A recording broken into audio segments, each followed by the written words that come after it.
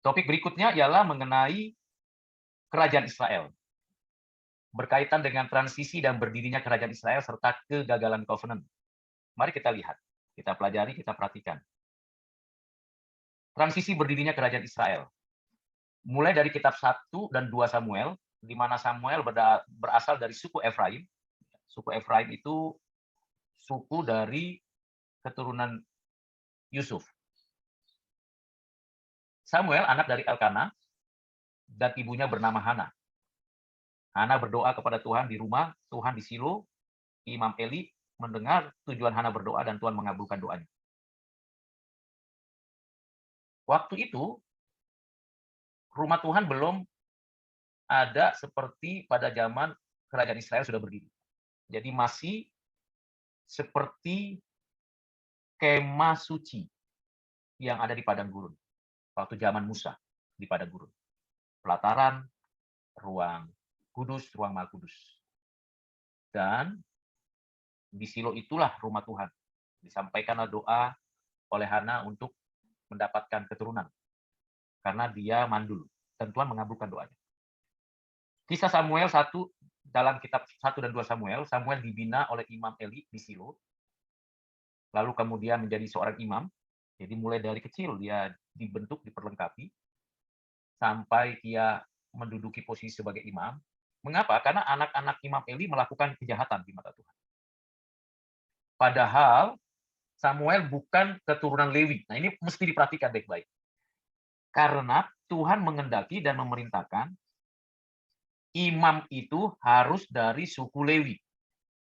Dari suku Lewi, khususnya dari keturunan Harun. Ini tidak. Jadi Samuel special case. Dia bukan suku Lewi, tapi dia diberikan posisi sebagai seorang imam. Tentu ini sesuatu yang extraordinary people, orang yang luar biasa. Yang kedua, Samuel dipanggil dan diutus Allah menjadi seorang nabi. Ya, dia melayani bangsa Israel, dia menyampaikan firman Tuhan. Tabut perjanjian diambil dari orang Filistin karena dia berperang terhadap orang Filistin dan dia berhasil merebut itu. Ingat di tabut perjanjian itu ada 3 benda penting untuk diingat oleh bangsa Israel. Pertama, loh batu yang berisi hukum Taurat, hukum moral. Yang kedua, tongkat Musa atau tongkat Harun. Yang ketiga adalah mana yang dikaruniakan Tuhan dari surga untuk orang Israel makan di padang gurun. Nah, tabut perjanjian itu diletakkan di ruang maha kudus untuk mewakili kehadiran Tuhan. Nah, bangsa Israel sempat kehilangan tabut ini diambil. Lalu Samuel diberikan tugas selain memberitakan firman, juga mengambil tabut itu, mengembalikan itu kepada tempat yang sesungguhnya. Lalu selama beberapa puluh tahun, Samuel memerintah sebagai hakim. Nah, ini beda dengan 12 hakim yang ada di kitab Hakim-Hakim. Kalau dalam kitab Hakim-Hakim, hakim terakhir itu Simson. Kemudian dilanjutkan oleh Samuel di dalam kitab 1-2 Samuel. Dia menjadi hakim, memimpin perang, tapi sekaligus dia adalah imam, sekaligus dia adalah nabi. Nah, ini lengkap posisi jabatan kekuasaan yang dikaruniakan Tuhan kepadanya. Luar biasa. Makanya saya katakan tadi, Samuel itu adalah extraordinary people. Orang yang sangat luar biasa. Yang bukan hanya sekedar imam. Dia pemimpin perang, nabi, seorang imam. Samuel kemudian mengurapi Saul dari suku Binyamin menjadi raja. Kenapa? Karena orang Israel melihat bangsa-bangsa lain punya raja. Yang kedua, memang perlu ada raja untuk mempersatukan etnis-etnis yang ada di bangsa Israel, 12 etnis. Mengapa diperlukan? Karena kita tahu bahwa selama 410 tahun mereka berjuang masing-masing di etnisnya. Sekalipun demikian Tuhan tetap menyediakan hakim-hakim. Tetapi itu tidak bisa terus terjadi seperti itu. Maka mereka merasa perlu ada seorang raja yang mempersatukan mereka. Lalu mereka minta kepada Samuel. Samuel mendapatkan perintah Tuhan, urapi Saul yang sudah dipilih secara demokratis. Jadi Saul itu dipilih oleh raja Israel, oleh orang Israel menjadi raja Israel secara demokratis, pilihan rakyat. Ini satu-satunya dalam sejarah raja bukan diturunkan tetapi dipilih rakyat. Ini sejarah demokrasi yang pertama yang tertulis di dalam Alkitab. Lalu Samuel mengurapi Saul. Mengapa Saul dipilih? Lebih tinggi satu kepala daripada banyaknya orang Israel. Misalnya rata-rata orang Israel pada waktu itu 1,5 meter tingginya. Maka dia bisa sampai 2 meter tingginya. Nah, itu yang pertama. Yang kedua, dia perawakannya, tampilannya, performance-nya bagus. Sehingga cocok untuk jadi pemimpin. Jadi atas alasan itu bangsa Israel memilih. Nah, bagaimana kinerjanya? Nah, kita lihat. Ternyata bangsa Israel hanya melihat performance, tidak memperhatikan kinerja. Apa yang terjadi? Saul diganti oleh Daud. Mengapa? Karena Saul tidak taat apa yang dikehendaki Tuhan. Pertama, ketika berperang dia masih ragu-ragu melawan Palestina, bahkan terhadap orang-orang yang dari etnis Goliat yang ada di bangsa Palestina. Nah, etnis Goliat ini punya postur tubuh besar-besar, seperti raksasa, lebih dari 2 meteran. Jadi, sementara orang Israel itu rata-rata 1,5 meteran tingginya. Jadi, Goliat ini adalah salah satu etnis paling besar dan tampillah Goliat-Goliat itu melawan bangsa Israel. Mereka ketakutan, Saul juga mengalami ketakutan, dan akhirnya justru Daud yang tampil melawan Goliat dengan kekuatan dari Allah, dengan katapelnya, dia mengalahkan satu Goliat dari antara banyak Goliat yang ada. Mereka akhirnya kalah perang. Yang kedua, Saul waktu mau berperang juga tidak sabar menunggu apa yang diperintahkan Tuhan untuk mempersembahkan korban. Bahkan dia mau mengambil alih jabatan imam pada diri Samuel. Nah, Tuhan marah di sana. Akhirnya Saul digeser. Yang ketiga, Saul itu juga mempersembahkan atau menanyakan kepada petenung atau penyihir tentang nasibnya. Padahal Tuhan mengendaki bahwa orang Israel tidak boleh bertanya kepada penyihir atau petenung. Harus bertanya menunggu apa yang Tuhan perintahkan. Nah, yang terakhir, Saul tidak bisa bernegosiasi, berkonsolidasi, dan mempersatukan etnis-etnis lain. Lebih pentingkan etnis Binyaminnya, suku Binyaminnya. Suku-suku yang lain, suku Simeon, suku Gad, Dan, Ruben, Yehuda, dan yang lain tidak dipedulikan. Dia lebih mementingkan suku Binyaminnya sendiri. Nah, dengan alasan itu, maka Tuhan yang memilih. Nah, ini lain. Tadi Israel yang memilih raja, sekarang Tuhan yang memilih raja sesuai dengan nubuat janji yang disampaikan Tuhan kepada Yakub, Israel pada Kejadian 49 ayat 10. Bahwa dari keturunan Yehuda dibangkitkan kerajaan. Siapakah dari keturunan Yehuda? Dari Israel ini, anak dari Isai. Siapakah anak Isai? Daud. Jadi Daud pada usia 15 tahun, dia diurapi. Walaupun tidak langsung segera menjadi raja, tetapi setelah Saul mati bunuh diri di medan perang, barulah Daud menjadi raja. Mula pertama di Hebron, lalu lanjutnya di Yerusalem. Sebelum mati Saul menduduki tata kerajaan Israel. Nah, ini hal-hal yang penting, yang kunci berkaitan dengan kerajaan Israel. Transisi berdirinya kerajaan Israel, zaman hakim-hakim merupakan zaman peralihan. Lalu sebelum masuk ke zaman raja-raja, Imam Eli memimpin ibadah Israel dan mengelola kemah suci, tempat tabut Tuhan diletakkan. Kemudian kitab kerajaan ini terdiri atas 1-2 Samuel, 1-2 raja-raja. Keempat ini mengisahkan kerajaan Israel. Kalau kita baca kitab-kitab ini harus dibaca secara berurutan dan berkelanjutan. Lalu penulis kitab 1-2 Samuel diperkirakan Samuel, dan penulis kitab 1-2 raja tidak dapat dipastikan siapa. Kira-kira dituliskan sekitar abad ke-6 sebelum Masehi. Lalu 4 unit sastra dalam kitab Samuel. Pertama, kisah tabut dalam 1 Samuel 4 sampai dengan 6, dan 2 Samuel 6. Kedua, kisah Raja Saul. Ketiga, kisah Raja Daud. Keempat, kisah pemerintahan Daud. Jadi ada 4 unit dalam kitab Samuel, 1-2 Samuel, berkaitan dengan apa yang disebut unit sastra, yang dalam bahasa Ibrani disebut Toledot atau riwayat. Kisah tabut perjanjian, kisah Raja Saul, kisah Raja Daud, dan kisah pemerintahan Daud. Tentu kita sudah membaca masa kecil Samuel dari 1 Samuel 1 sampai 3, pergumulan Hana dan bagaimana Tuhan mengabulkan doanya Hana. Selanjutnya adalah bangsa Filistin. Nah, ini kaitannya dengan apa yang saya sebutkan tadi, bagaimana bangsa Filistin merampas tabut perjanjian. bagaimana konflik ini terjadi. Jadi bukan lagi etnis-etnis yang ada di tanah Kanaan, tapi ada bangsa Palestina. Bangsa Palestina ini baru hadir di tanah Kanaan, lalu mereka mau merebut tanah Kanaan ini.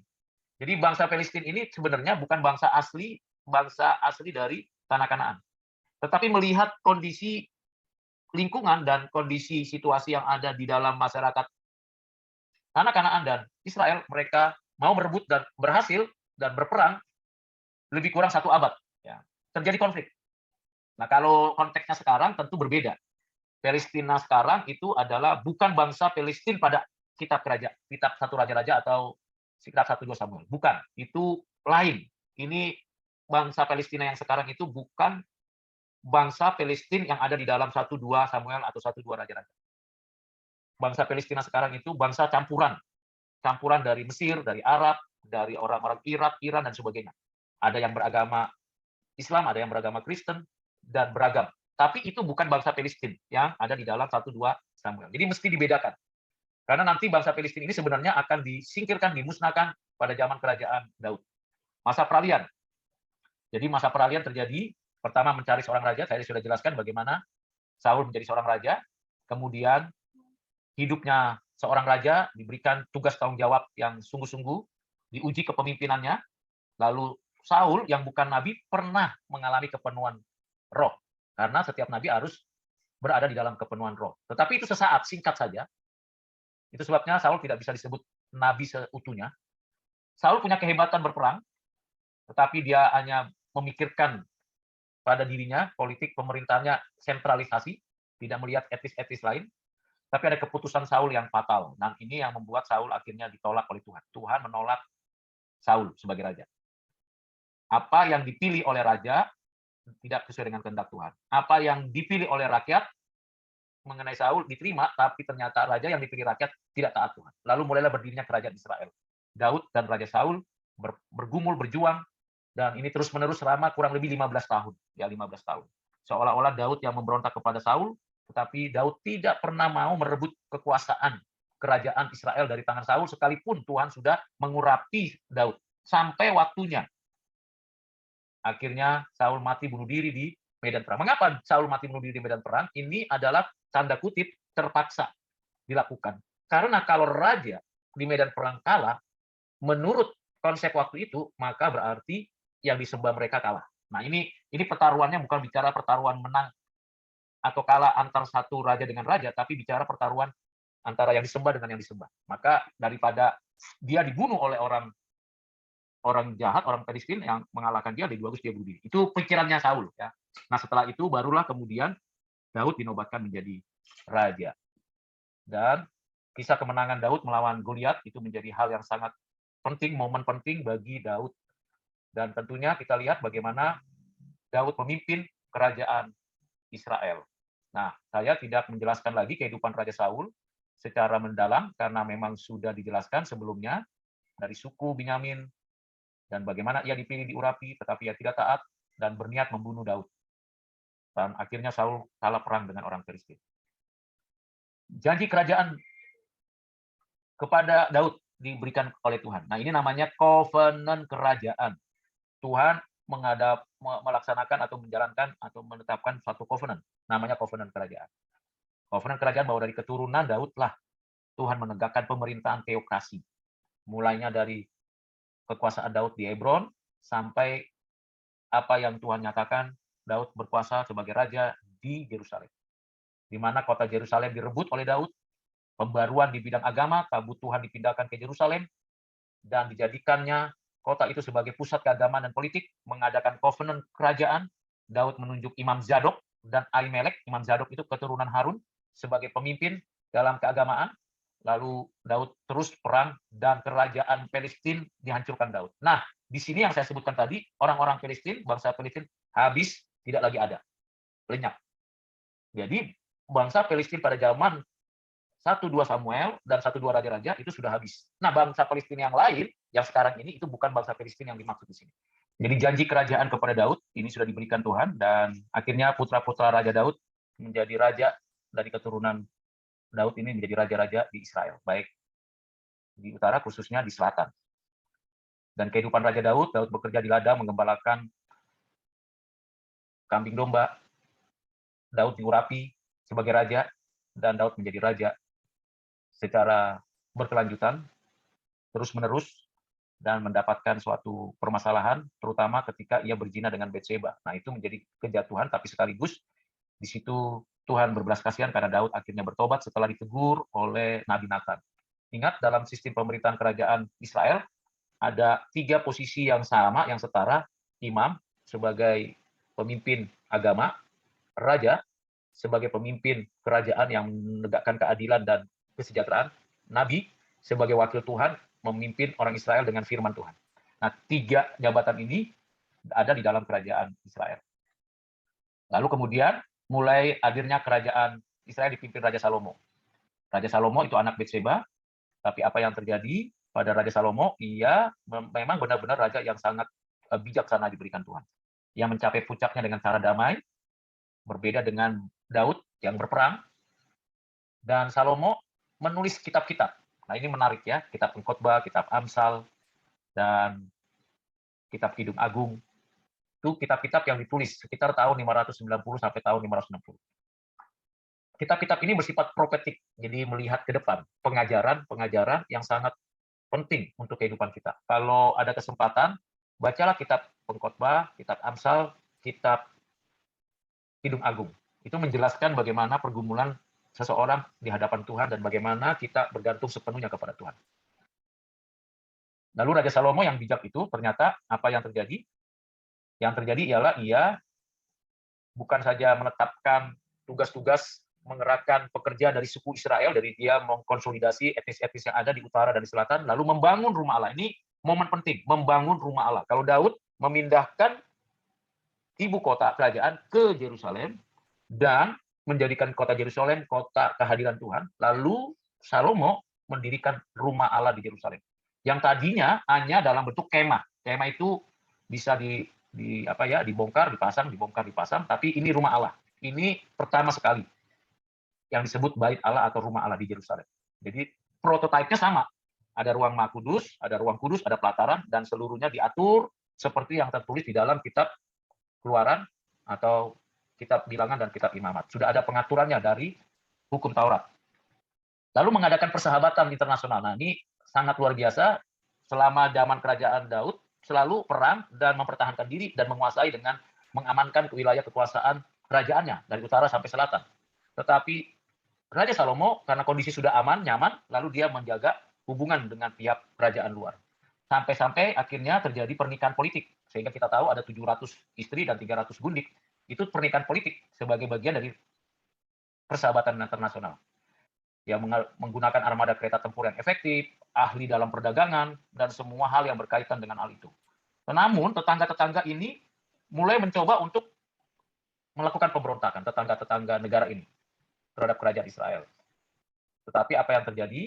Raja yang seharusnya memelihara kepercayaan rakyat, karena dia lebih melihat perhubungan dengan negara-negara kerajaan lain, akhirnya dia terbawa oleh pemikiran dari orang-orang non-Israel, dan dia terjatuh di dalam penyembahan, mengikut istri-istrinya menyembah dewa-dewa, dan bahkan mendirikan tempat-tempat ibadah dari istri-istrinya. Dan ini membuat kecewa daripada baik nabi maupun imam yang pada waktu itu ada. Dan akhirnya, karena kayak kondisi seperti itu, Raja Salomo melakukan dosa penyembahan berhala. Dan menikah dengan 700 istri dan 300 gundik, yang mana mereka semua menyembah bukan kepada Tuhan, bukan kepada Yahweh. Inilah awal kejatuhannya, dan tidak lagi memperhatikan kesejahteraan seluruhnya. Dia lebih asik dengan kondisinya, dengan keadaannya, dengan kegemilangannya. Akibatnya, terjadilah yang disebut dengan pemberontakan, dan nantinya akan ada terpecahnya kerajaan Israel di bagian utara dan kerajaan Israel di bagian selatan. Apa yang saya jelaskan tadi itu dari buku-buku yang sudah diberikan, dari bukunya Bartholomew dan Cohen, bukunya Lazor dan Hill dan Walton.